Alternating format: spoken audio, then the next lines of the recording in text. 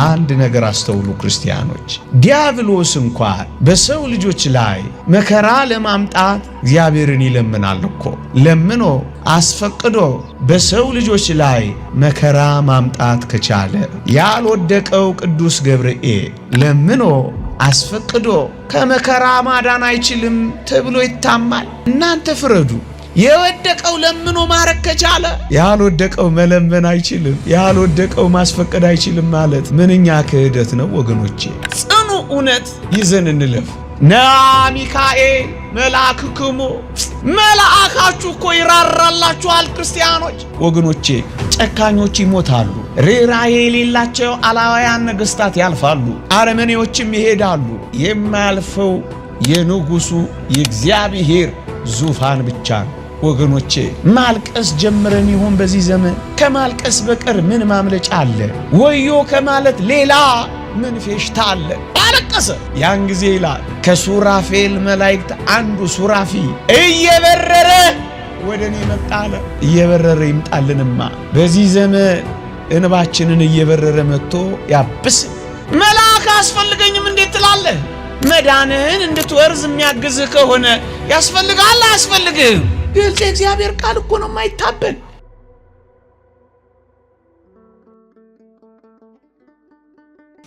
መጽሐፈ ኢዮብ ምዕራፍ 33 ቁጥር 23 እንዲህ ይላል፣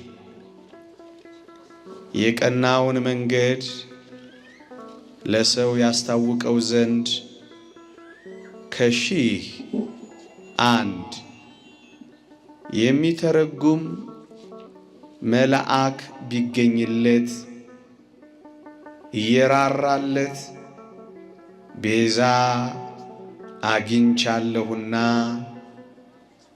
ወደ ጉድጓድ እንዳይወርድ አድነው ቢለው ሥጋው እንደ ሕፃን ሥጋ ይለመልማል፣ ወደ ጉብዝና ወራት ይመለሳል፣ ወደ እግዚአብሔርም ይጸልያል፣ እርሱም ሞገስን ይሰጠዋል ይላል። ስለ ቃሉ አምላካችን እግዚአብሔር የተመሰገነ ይሁን። ይህን ቃል የተናገረው ከጻድቁ አባታችን ከኢዮብ ጓደኞች አንዱ ነው። ለኢዮብ የተመኘለት ከሺህ አንድ መልአክ ቢገኝለት ነው የሚለው። ወገኖቼ የወደቀው መልአክ መከራ ያበዛበት ኢዮብን የበረታ መልአክ እንዲያግዘው ተመኘለት። ታስታውሱ ይሆን? ኢዮብን መከራ ያበዛበት ዲያብሎስ ነበረ። እግዚአብሔርን እንዲህ አለው፣ ኢዮብ እኮ የሚያመሰግንህ፣ ኢዮብ እኮ የሚያመልክህ፣ ኢዮብ እኮ የሚያከብርህ ሀብቱን ባርከህለታል፣ ጤናውን ሞልተህለታል፣ በልጅ ጎብኝተኸዋል። ኢዮብ እንዴት አያመልክህ አለና ኢዮብን ማሳጣት ጀመረ በእግዚአብሔር ፊት። ማን? የወደቀው መልአክ ዲያብሎስ። በእውኑ ባሪያዬ ኢዮብን አየኸውን አለው። ምድር ዞርኋል አለና ነው ይሄን የተረከለት። እግዚአብሔር የልጆቹ ክብር ሲገለጥ ይወዳልና ዲያብሎስን ነፍሱን እንዳትነካ ሥጋውን ግን በመከራም ብታሳልፈው የኢዮብ ክብር ይገለጣል። እኔን የሚያመልከኝ ስለ ሀብቱ እንዳልሆነ ይታወቃል አለና ዲያብሎስን ፈቀደለት። ደዌ ዘእሴት የክብር ደዌ እንዲመጣበት ፈቀደለት። ልጆቹን 10 ልጆቹን መታበት፣ ንብረቱን አጠፋበት፣ በቁስሉ መታው። ሚስቱን አከፋበት። ምንም ነገር ሳይቀረው ባዶውን ብቻ ከደዌው ጋር ብቻ ኖረ። ምን አይነት እጅግ የተከበረ ታላቅ ሰው ነው! ሚስቱ እንኳን ሳትቀር ጀርባውን አዞረችበት። የረዳቸው ሰዎች እንኳን ሳይቀር እሱ ሲመጣ እነሱ ይሸሹት ጀመረ። እንደዚህ አይነት ሰው ሆነ። ስጋው እንደ ሕፃን ስጋ ይለመልማል፣ እየፈረሰ እየወደቀ ጥፍሩ ማከክ አቅቶት በገል እየፈቀፈቀ ደም አልቆ እጅ እየወጣው እየተላ የነበረው ያ ሰው እንደ ስጋው እንደ ሕፃን ስጋ የሚለመልምለት የሚራራለት ምን ቢገኝለት መልአክ ቢገኝለት። ይህ መልአክ ቢገኝ ምን ይለዋል? ይራራለትና እግዚአብሔርን ምን ይለዋል? አድነው ቢለው፣ አያችሁ፣ አጥፋው አለው። ከሺህ አንድ ደግ መልአክ ደግሞ ቢገኝለት ይራራለታል። ይሄን በምሳሌ ላስረዳችሁ። ትንቢተ ኢሳይያስ ምዕራፍ 6 ላይ ልውሰዳችሁ። ነቢዩ ኢሳይያስ ንጉሥ ኦዚያን በነገሰበት ዘመን የንጉሡን ስህተት ሳይናገር ዝም ብሎ ይኖር ነበረ። በጸጥታ ሳይገስጸው ሳይነግረው ተው ሳይለው ይኖር ነበረ። እግዚአብሔር በዚያ ያዘነበትና በለምጽ ቀጣው ነቢዩ ኢሳይያስ። ንጉሥ ኦዚያን ሞተ። እግዚአብሔርን ከፍ ባለ ዙፋን ላይ አየሁት አለ። ሲያየው ደነገጠ። የፈራው አለፈ። ጭራሽ ያላሰበው አለ። ያን ጊዜ ነቢዩ ኢሳይያስ ወዮ እግዚአብሔርን ከፍ ባለ ዙፋን ላይ አይቼዋለሁና ፈራሁ አለ። ከንፈሮቼ ረከሱብኝ፣ ከንፈሮቻቸው በረከሱባቸው ሰዎች መካከል ምኖር ወዮ አለ።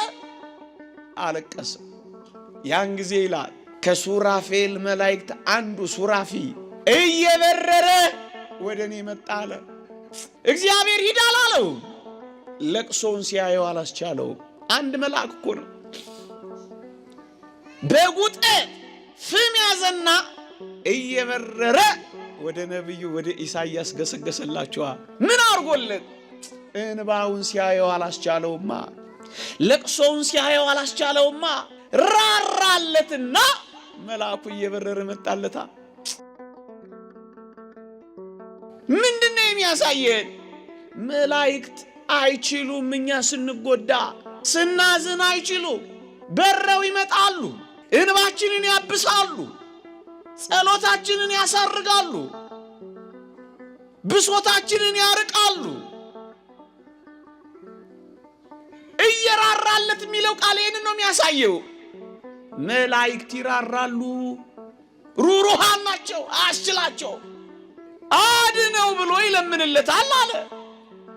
በሮ መጣለት አልኳችሁ።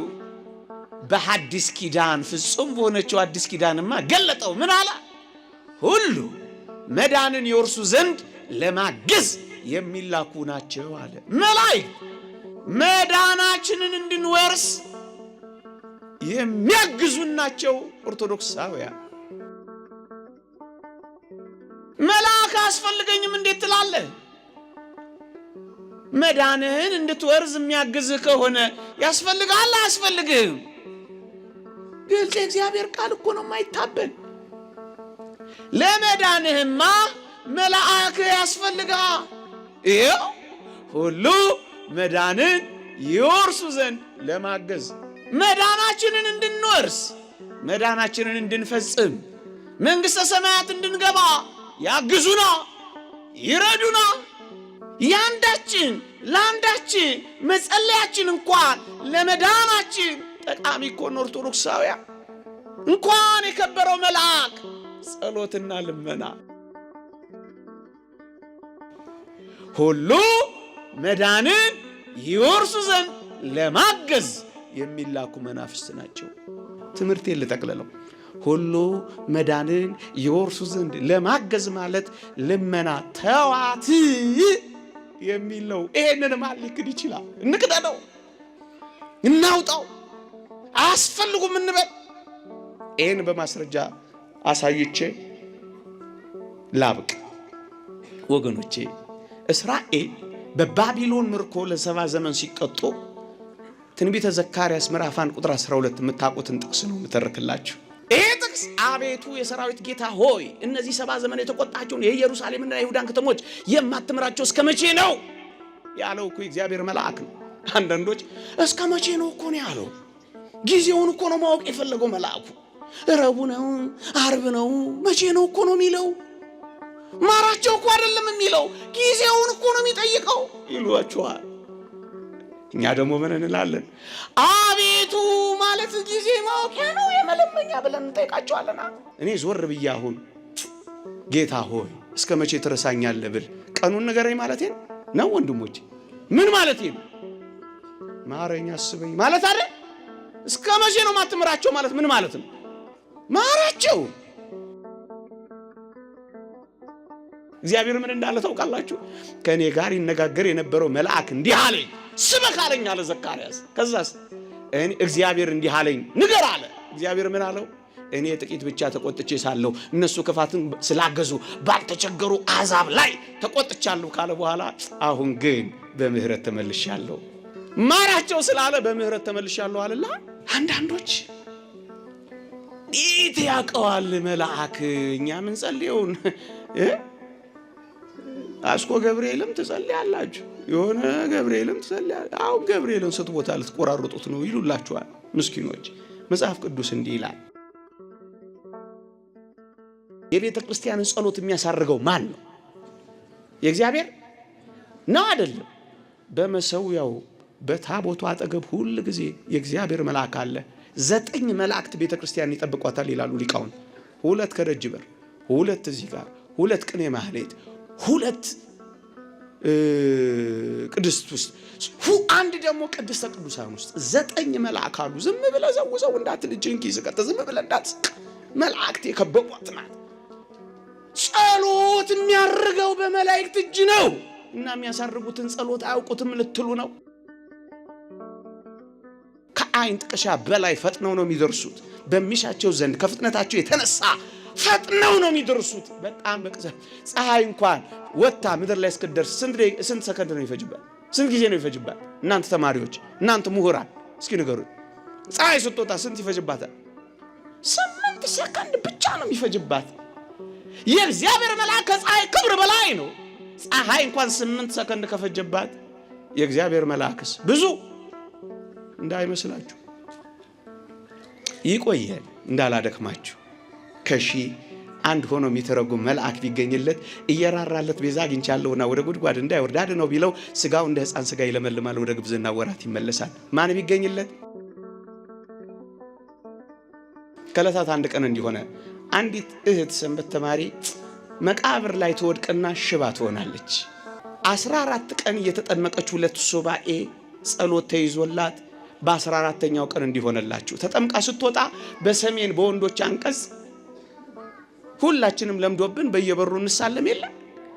እሷንም ተሸክመዋት ልትሳለም ዞር ስትል እንደሸክም ብርሃናዊ እጅ ታያለች። እኔ ማገለግልበት ቦታ እያስቀደስን ማለት ነው። ብርሃናዊ እጅ ታያለች። ነይ አላት። እኔ አዎ ነይ። ትደነግጥና ውሰዱኝ በር ላይ ለሷ ነው ይታያል። ልክ በሩ ላይ እንደሄደች ያናገራታል። ዲያቆኑ ዕጣን ያመጣልሻል እግርሽን አብሽው ትድኛለሽ ብሏት ይሄዳል። እኛ እያስቀደስን ነው እግዚኦታ እያለ ዲያቆኑ ይሄድና ንፍቅ ዲያቆኑ የዕጣን አንኳሮች ከሙዳይ ውስጥ ይሰጣታል። እግሯን አበሰችው። አፍታም አልቆየች እግሯ ተፈታ። እኛ እግዚኦታ ስንል እናቷና እሷ እልልታ ያሰሙ ነበር። ቅመሱት በሏቸው። ቅመሱትና ቼክ አድርጉት። ከስብከታችን በላይ ቅመሱትና አጣጥሙት በሏቸው። ከሺህ አንድ ይቆየን። የእግዚአብሔር ቸርነት፣ የእመቤታችን አማላጅነት፣ የመልአኩ ምልጃ በረከት ረድኤት አይለየን። በሃይማኖት በምግባር ያጽናን።